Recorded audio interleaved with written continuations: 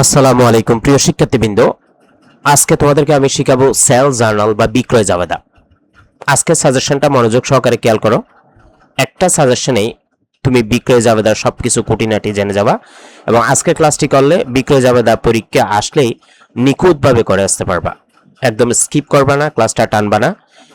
এই প্রশ্নটা আমি সলভ করাবো, তার আগে কিছু বেসিক কথা বলিনি, সেগুলো একটু শুনো। শোনার পরে তারপরে আমি এটা সলভ তোমাদেরকে করাবো।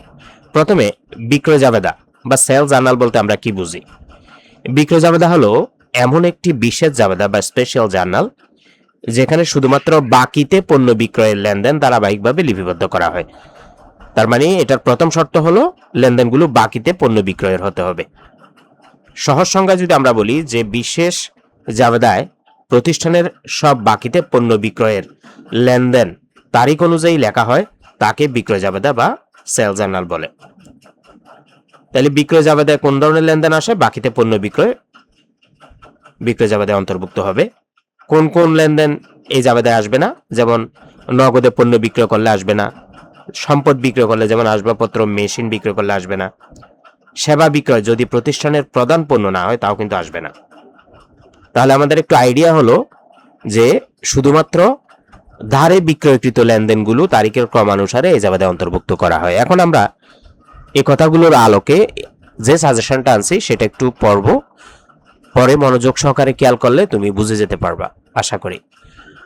The Jahan fuchka company had the following transaction related to sales and cash receipt in April 2014। অর্থাৎ নিচে যে কিছু ট্রানজাকশন দেওয়া আছে একদম 1 তারিখ থেকে 30 তারিখের, এই ট্রানজাকশনগুলো মূলত বিক্রয় এবং নগদ প্রাপ্তি সংক্রান্ত। Sales and cash receipts, April মাসে কত টাকার বিক্রয় হয়েছে এবং নগদ প্রাপ্তি কত হয়েছে সে সংক্রান্ত ট্রানজাকশনগুলো আমরা প্রশ্ন যখন সমাধান করাবো, সাজেশনটা সলভ করাবো তখন পড়বো। এখন একটু নিচের দিকে খেয়াল করো কি করতে বলছে। রিকোয়ার্ড করণীয়তে বলছে এ নাম্বারে সেল জার্নাল বিক্রয় জাবেদা তৈরি করো, বি নাম্বারে বলছে ক্যাশ রিসিপ্ট জার্নাল। দেখো আমরা ক্যাশ রিসিপ্ট জার্নাল ইতিমধ্যে তোমাদেরকে ক্লাস দিচ্ছি, প্রয়োজন আমি সেটা লিঙ্ক দিয়ে দিব, তোমরা সেটা দেখে নিবা। আমি আজকে তোমাদেরকে শুধুমাত্র সেল জার্নালটা শিখাবো, যেহেতু ক্যাশ রিসিপ্ট জার্নাল আগে শিখে ফেলছি। আমরা সেল জার্নালটা নিয়ে কথা বলতেছি। সেল জার্নালের জন্য আমরা প্রথমে একটা ঘর রেডি করব। উপরে লিখলাম Jahan fuchka company sale journal. Sale জার্নালের ঘর কিরকম হয়? প্রথমে ডেটের একটা ঘর হবে বা তারিখের একটা ঘর হবে, অ্যাকাউন্টস ডেবিটেড মানে ডেবিট হিসাব খাতের একটা ঘর হবে, তৃতীয় ঘরটা হবে ইনভয়েস নং এর জন্য, চতুর্থ ঘর হলো রেফারেন্স, তারপর ধারে বিক্রয়ের যে জাবেদা হয় account receivable debit sales credit অর্থাৎ দেনাদার ডেবিট বিক্রয় ক্রেডিট, এটার জন্য একটা ঘর হবে। তাহলে আমরা এখানে দেখতে পাচ্ছি কয়টা কলাম আছে?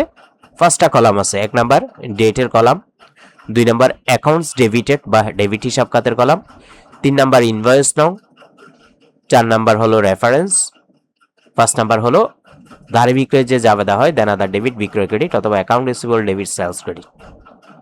এখন আমরা জাস্ট কোন কোন তারিখে ধারে বিক্রয় আছে সেগুলো খুঁজে খুঁজে আমরা এইখানে পোস্টিং দিব। আমরা যদি প্রথমে প্রশ্নটাতে 1 নাম্বারে যাই, কি এপ্রিলে 1 ক্যাশ সেলস 8 টাকা 1,07,000 নগদ বিক্রয়। আমরা প্রথমে আলোচনা করার সময় পড়ছিলাম কোনো প্রকার নগদের লেনদেন বা নগদ বিক্রয় জাবেদায় অন্তর্ভুক্ত হবে না, তার মানে 1 নাম্বারটা আসবে না কারণ এটা নগদ বিক্রয়। 3 তারিখ goods sold on credit to Joy টাকা 30,000 ইনভয়েস নাও 101, এটা কিন্তু আসবে কারণ গুডস সোল্ড করছে মানে পণ্য বিক্রয় করছে, অন ক্রেডিট মানে বাকিতে। আমরা জানি কি বাকিতে বিক্রয় করলে আসে কত টাকা? জয়কে বিক্রি করছে টু জয়কে 30,000 টাকা। তাহলে এটার যদি আমরা সাধারণ জাবেদা করি এটা হবে জয় ডেবিট বা দেনাদার ডেবিট বা account receivable debit sales credit. তার মানে আমরা আমাদের জাবেদার ঘরে যাব, 2014 এপ্রিল 3 তারিখ দিব, যেহেতু জয় ডেবিট এই অ্যাকাউন্ট ডেবিটের এখানে জয় লিখব। ইনভয়েস নং প্রশ্নে দেওয়া আছে সেটাই বসাইলাম 101 নং এবং টাকার পরিমাণ 30,000 বলছে 30,000 বসাই দিলাম। অ্যাকাউন্ট রিসিভেবল ডেবিট সেলস ক্রেডিটের যে ঘর সেখানে বসাই দিলাম। এই যে 3 তারিখটা যদি তুমি বুঝো তাহলে সবগুলা একই রকমের, ঠিক আছে? তাহলে এখন 3 তারিখের পরের তারিখ যদি আমরা দেখি, 4 তারিখ বলছে সোল্ড অন ক্রেডিট, ক্রেডিট মানে বাকি, সোল্ড মানে বিক্রয় মানে বাকিতে বিক্রয়, টু জুনা নামে একজন ব্যক্তিকে 2500 টাকার পণ্য বাকিতে বিক্রি করছে, ইনভয়েস নং 102 হুবহু জুনা ডেবিট সেলস ক্রেডিট। তাহলে আমরা তারিখের ঘরে গিয়ে জাস্ট এপ্রিল 3-এর নিচে চাপ দিব, এখানে জয় লিখছিলাম 3 তারিখে, এখানে জুনা লিখবো, কারণ জুনা ডেবিট হয় বিক্রি করলে। ধারে বিক্রয় যদি জুনাকে করি, জুনা ডেবিট বিক্রয় ক্রেডিট। ইনভয়েস নং প্রশ্নে আছে 102 এবং টাকার পরিমাণও বলা আছে 2500 বসাই দিলাম। আমরা যদি পরের তারিখটা দেখি, 6 তারিখ, ক্যাশ রিসিপ্ট ফ্রম জয় ইস টাকা 28,000। ক্যাশ রিসিপ্ট মানে কি নগদ প্রাপ্তি, নগদ প্রাপ্তি তো ধারে বিক্রয় যাওয়া দেয় অন্তর্ভুক্ত হয় না, সেজন্য 6 তারিখ আসবে না। 7 তারিখ ক্যাশ সেলস আর টাকা 1,07,750 নগদে বিক্রয় করছে, নগদ বিক্রয়তে আসবে না, কারণ আমরা তো জানি বিক্রয় যাবে যায় শুধু ধারে বিক্রয় আছে, সুতরাং এটাও আসবে না।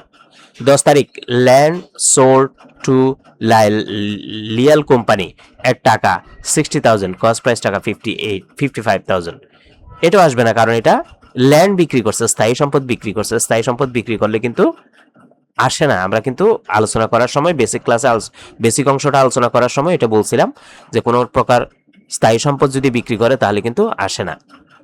12 তারিখ goods sold on credit, credit মানে কি ধারে, সোল্ড মানে বিক্রয়, পণ্য বিক্রয় করছে ধারে, তাহলে এটা তো আসবে, কারণ ধারে বিক্রয়তেও বিক্রয় যাবে অন্তর্ভুক্ত হয়। তাহলে কাকে বিক্রয় করছে? মহুয়া ব্রাদার্সকে, টু মহুয়া ব্রাদার। মহুয়া ব্রাদার ডেবিট সেলস ক্রেডিট। তার মানে আমরা এখানে 12 তারিখ লিখে মহুয়া ব্রাদার্স লিখবো অ্যাকাউন্ট ডেবিটের ঘরে, 103 ইনভয়েস নাম্বার বসাই দিব, কত টাকার বিক্রি করছে? 13,000 টাকার। ঠিক আছে, একটা বুঝলে সবগুলো বুঝে যাবা। 14 তারিখ ক্যাশ সেলস অবশ্যই আসবে না, কারণ নগদ বিক্রয় আসে না, বিক্রয় যাবে দেয়। 19 তারিখ ক্যাশ রিসিপ্ট নগদ প্রাপ্তি, এটা নগদ প্রাপ্তি যাবে দেয় যাবে, ধারে বিক্রয় সারা বিক্রয় যাবে দেয় অন্তর্ভুক্ত হবে না, সুতরাং 19 তারিখ আসবে না। 19 তারিখ goods sold on credit, on credit মানে কি বাকিতে বিক্রয়, কাকে? জুনাকে, 1,000 টাকা। তাইলে 1,000 টাকার পণ্য বিক্রি করছে 19 তারিখে, এই 19 তারিখে কাকে বিক্রি করছে? জুনাকে, আবার বিক্রি করছে 1,000। তাহলে এখানে আমরা 19 তারিখ দিব, জুনা লিখে 104 নাম্বার ইনভয়েস নং প্রশ্ন থেকে দেখাবো এবং টাকার ঘরে 1,000 টাকা বসাই দিব।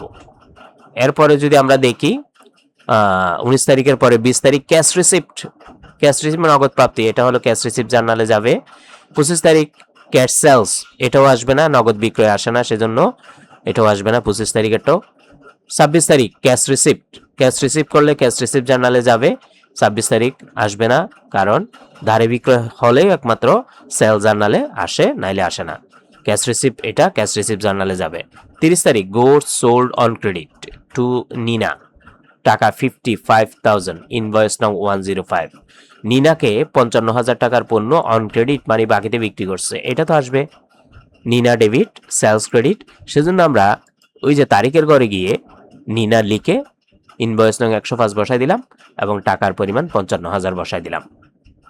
সবগুলো যদি যোগ করি 30,000, 2,500, 13,000, 1,000, 55,000, তাহলে 1,01,500 টাকা হবে সেলস জার্নালের জাবেদার যোগফল। ক্লাসটি ভালো লাগলে শেয়ার করবা, আর ক্যাশ রিসিপ্ট জার্নাল যেটা এখানে করতে বলছে বি নাম্বারে, এটা তোমরা নিজেরা করে নিবা, আমরা এটার সমাধান দিয়ে দিচ্ছি। তাছাড়া আমাদের ক্যাশ রিসিপ্ট জার্নাল যে দেওয়া আছে, করে দেওয়া আছে, সেটার ক্লাসের লিঙ্ক তোমাদেরকে দিব, তোমরা দেখে নিবা। আজকে আমরা শিখলাম মূলত সেলস জার্নালটা, একটু প্র্যাকটিস করবা, একবার না বুঝলে 2বার দেখবা, ইনশাআল্লাহ বুঝে যাবা। সবার প্রতি শুভকামনা রইল। আসসালামু আলাইকুম ওয়া রাহমাতুল্লাহি ওয়া বারাকাতুহু।